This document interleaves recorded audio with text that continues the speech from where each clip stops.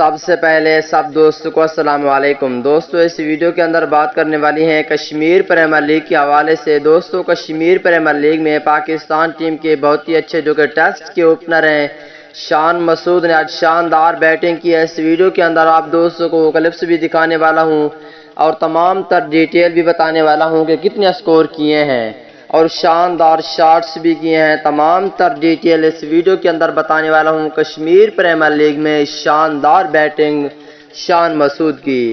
دوستو پاکستان ٹیم کے سچے اور پکے فینز ہیں تو اس ویڈیو کو لائک کریں، چینل کو سبسکرائب کریں، بیل آئیکن دبا کر آل پر لازمی کلک کر دینا ہے۔ تو دوستو بڑھتے ہیں ویڈیو کی جانب اور آپ دوستوں کو بتاتے ہیں اس حوالے سے مکمل تفصیل۔